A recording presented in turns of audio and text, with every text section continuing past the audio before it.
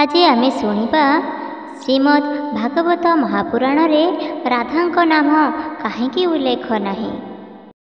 ଶ୍ରୀମଦ୍ ଭାଗବତ ମହାପୁରାଣ ବିଶେଷ କରି ଦଶମ ସ୍କନ୍ଧ ଭଗବାନ ଶ୍ରୀକୃଷ୍ଣଙ୍କ ବାଲ୍ୟ, କିଶୋର ଏବଂ ଯୁବକ ଲୀଳାର ଏକ ଚମତ୍କାର ସଂଗ୍ରହ, ଯେଉଁଥିରେ ତାଙ୍କର ଦିବ୍ୟ ରୂପ, ଖେଳ, ରାକ୍ଷସ ନିଧନ, ଗୋବର୍ଦ୍ଧନ, କାଳିୟ ଦମନ, ମହାରସ, ରାସଲୀଳା ଏବଂ ଦ୍ୱାରକାବାସର ଘଟଣାଗୁଡ଼ିକ ବିସ୍ତୃତ ଭାବରେ ବର୍ଣ୍ଣନା କରାଯାଇଛି।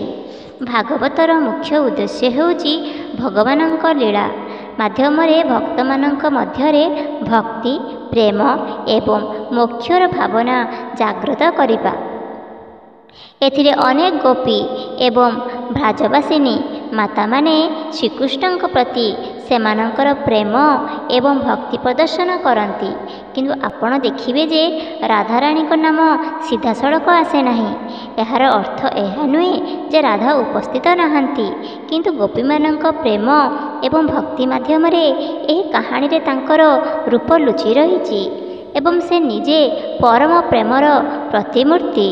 ଭାଗବତରେ ରାଧାଙ୍କ ନାମ ସିଧାସଳଖ ନ ଆସିବାର ପ୍ରଥମ କାରଣ ହେଉଛି ଯେ ଋଷି ବ୍ୟାସଦେବ ତାଙ୍କର ଦିବ୍ୟତାଙ୍କୁ ରହସ୍ୟମୟ ରଖିଛନ୍ତି, ଯାହାଦ୍ୱାରା ତାଙ୍କର ରୂପ କେବଳ ଭାବପ୍ରବଣ ପ୍ରେମରେ ସୀମିତ ନୁହେଁ, ବରଂ ଭକ୍ତ ଏବଂ ପରମ ପୁରୁଷଙ୍କ ପ୍ରେମର ଗଭୀର ଆଧ୍ୟାତ୍ମିକ ଅର୍ଥ ପ୍ରକାଶିତ ହୁଏ। ରାଧାଙ୍କ ନାମ ସିଧାସଳଖ ନ ଆସିବାର ଦ୍ୱିତୀୟ କାରଣ ହେଉଛି ଯେ ଭାଗବତ ମହାପୁରାଣରେ ଗୋପୀମାନଙ୍କ ଭକ୍ତିକୁ ଏକ ସାମଗ୍ରିକ ରୂପରେ ଚିତ୍ରିତ କରାଯାଇଛି, ଯେଉଁଠାରେ ଗୋପୀମାନଙ୍କ ପ୍ରେମ, ଗୋପୀମାନଙ୍କ ସେବା, ଈଶ୍ୱରଙ୍କ ପ୍ରତି ସମର୍ପଣ ଏବଂ ଭକ୍ତି ବର୍ଣ୍ଣନା କରାଯାଇଛି। ସେଠାରେ ରାଧାଙ୍କ ପ୍ରତି ପରୋକ୍ଷ ଉଲ୍ଲେଖ ଲୁଚି ରହିଛି। ଉଦାହରଣ ସ୍ୱରୂପ, ଦଶମ ଅଧ୍ୟାୟରେ ଅନେକ ଶ୍ଲୋକ ଗୋପୀମାନଙ୍କ ପ୍ରେମର ମହତ୍ତ୍ୱ ବର୍ଣ୍ଣନା କରେ, ଯେପରିକି ଅନୟ ରାଧିତା ନୂନମ୍, ଅର୍ଥାତ୍ ଏହି ମହାନ ଗୋପୀ ପ୍ରଭୁଙ୍କ ସବୁଠାରୁ ଅଧିକ ଭଲ ପାଆନ୍ତି।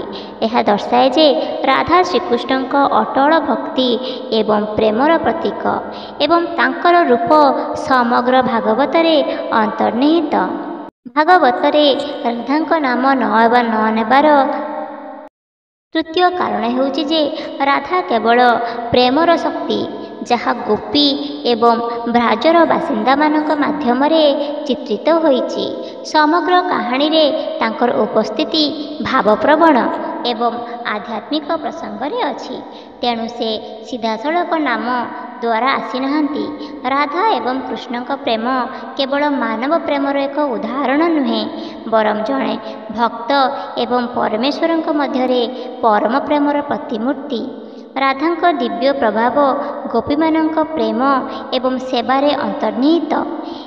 ଏହି କାରଣରୁ ଯେତେବେଳେ ଆମେ ଭାଗବତ ପଢ଼ୁ, ଆମେ ଗୋପୀ ଏବଂ କୃଷ୍ଣଲୀଳାଙ୍କ ପ୍ରେମ ମଧ୍ୟରେ ରାଧାଙ୍କ ଉପସ୍ଥିତି ଅନୁଭବ କରୁ, ଯଦିଓ ତାଙ୍କ ନାମ କୌଣସି ସ୍ଥାନରେ ଲେଖାଯାଇ ନାହିଁ। ଭାଗବତ ମହାପୁରାଣରେ ରାଧାଙ୍କ ପରୋକ୍ଷ ରୂପ ମାଧ୍ୟମରେ ଏହା ମଧ୍ୟ ବ୍ୟାଖ୍ୟା କରାଯାଇଛି ଯେ ପ୍ରକୃତ ଭକ୍ତିରେ ନାମ ଏବଂ ରୂପ ଗୁରୁତ୍ୱପୂର୍ଣ୍ଣ ନୁହେଁ, ବରଂ ଭାବନା ଏବଂ ସମର୍ପଣ ଗୁରୁତ୍ୱପୂର୍ଣ୍ଣ। ଗୋପୀମାନଙ୍କ ଭକ୍ତି ଏବଂ ରାଧାଙ୍କ ଭାବନା ଆମକୁ ଶିଖାଏ ଯେ ଈଶ୍ୱରଙ୍କ ପ୍ରେମ ପ୍ରାପ୍ତ କରିବା ପାଇଁ ଅହଙ୍କାର, ଲୋଭ ଏବଂ ସାଂସାରିକ ଆସକ୍ତିରୁ ଉପରକୁ ଉଠିବା ଆବଶ୍ୟକ। ଗୋବର୍ଦ୍ଧନ ଧାରଣା, କାଳିୟ ଦମନ, ନରକାସୁର ବଧ, ବାଣାସୁର ଯୁଦ୍ଧ ଏବଂ ରାସଲୀଳା ଭଳି ଦଶମ ଅଧ୍ୟାୟର ଲୀଳାଗୁଡ଼ିକ କେବଳ କୃଷ୍ଣଙ୍କ ମହିମା ପ୍ରଦର୍ଶନ କରନ୍ତି ନାହିଁ, ବରଂ ଈଶ୍ୱର ଏବଂ ଭକ୍ତଙ୍କ ମଧ୍ୟରେ ପ୍ରେମ କିପରି ହୃଦୟରେ ଅବତରଣ କରେ ତାହା ମଧ୍ୟ ଦର୍ଶାନ୍ତି। ରାଧା ଏହି ପ୍ରେମର ସର୍ବୋଚ୍ଚ ପ୍ରତୀକ। ଏହା ବ୍ୟତୀତ ଭଗବତ ମହାପୁରାଣ ଉଦ୍ଦେଶ୍ୟରେ ହେଉଛି ଯେ ଭକ୍ତି ଏବଂ ମୋକ୍ଷର ପଥ ଦେଖାଇବା। ରାଧାଙ୍କ ନାମକରଣ ନ ହେବାର ଆଉ ଏକ କାରଣ ହେଉଛି ଯେ ସ୍ୱୟଂ ପ୍ରଭୁଙ୍କ ହ୍ଲାଦିନୀ ଶକ୍ତି ବା ଆନନ୍ଦଦାୟକ ଶକ୍ତି, ତାଙ୍କର ଉପସ୍ଥିତି କେବଳ କାହାଣୀ, ଲୀଳା ଏବଂ ଶ୍ଲୋକରେ ଅନୁଭୂତ ହୋଇପାରେ ଏବଂ ତାଙ୍କର ପ୍ରକୃତ ରୂପ କେବଳ ସେହି ଭକ୍ତର ହୃଦୟରେ ପ୍ରକାଶିତ ହୁଏ ଯିଏ ନିଜ ଅନ୍ତଃକରଣରେ ପୂଜା କରେ। ରାଧାଙ୍କ ଅଦୃଶ୍ୟ ରୂପ ପ୍ରତୀକ କରେ ଯେ ଭକ୍ତି କେବଳ ବାହ୍ୟ କାର୍ଯ୍ୟ କିମ୍ବା କାହାଣୀ ମଧ୍ୟରେ ସୀମିତ ନୁହେଁ, ବରଂ ଏହା ହୃଦୟ ଏବଂ ଚେତନାର ବ୍ୟାପୀ ରହିବା ଆବଶ୍ୟକ। ତେବେ ହିଁ ପ୍ରକୃତ ପ୍ରେମ ଏବଂ ଭକ୍ତିର ଅନୁଭୂତି ସମ୍ଭବ। ଗୋପୀମାନଙ୍କ ପ୍ରେମ, ସେବା ଏବଂ ଭକ୍ତି ମାଧ୍ୟମରେ ଭାଗବତରେ ରାଧାଙ୍କ ଉପସ୍ଥିତି ଦେଖାଯାଇଛି। ରାସଲୀଳା, ମହାରସ, ଗୋପୀମାନଙ୍କ ବିଚ୍ଛେଦ ଏବଂ ଆନନ୍ଦ ସମସ୍ତେ ମିଶି ଦର୍ଶାନ୍ତି ଯେ ଭକ୍ତର ପ୍ରେମ କେବଳ ପ୍ରଭୁଙ୍କୁ ଦେଖିବା କିମ୍ବା ସେବା କରିବା ପର୍ଯ୍ୟନ୍ତ ସୀମିତ ନୁହେଁ, ବରଂ ଏହା ପ୍ରଭୁଙ୍କ ପ୍ରତି ସମ୍ପୂର୍ଣ୍ଣ ସମର୍ପଣ ଏବଂ ଆତ୍ମାସ୍ତରରେ ଏକ ଅଭିଜ୍ଞତା।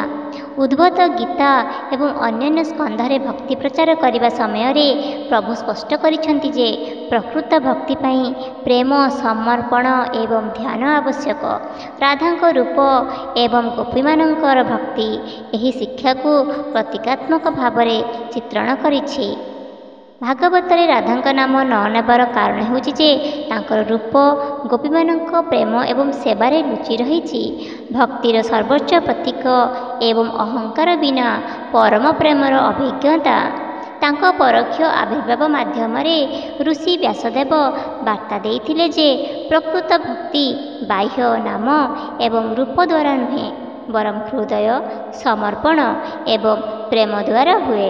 ତେଣୁ ଭାଗବତ ମହାପୁରାଣରେ ରାଧାଙ୍କ ନାମ ସିଧାସଳଖ ଦେଖାଯାଏ ନାହିଁ, କିନ୍ତୁ ପ୍ରତ୍ୟେକ କାହାଣୀ, ପ୍ରତ୍ୟେକ ଶ୍ଲୋକ ଏବଂ ପ୍ରତ୍ୟେକ ଲୀଳାରେ ତାଙ୍କର ଅସ୍ତିତ୍ୱ ଏବଂ ମହିମା ସ୍ପଷ୍ଟ ଭାବରେ ଅନୁଭବ କରାଯାଇପାରିବ। ଆଜିର ଏହି କାହାଣୀଟି ଯଦି ଆପଣମାନଙ୍କୁ ଭଲ ଲାଗିଥାଏ ତେବେ ଚ୍ୟାନେଲକୁ ସବସ୍କ୍ରାଇବ୍ ନିଶ୍ଚୟ କରନ୍ତୁ, ଲାଇକ୍ କରନ୍ତୁ ଏବଂ କମେଣ୍ଟରେ ଜୟ ଶ୍ରୀକୃଷ୍ଣ ଲେଖିଦିଅନ୍ତୁ। ଧନ୍ୟବାଦ।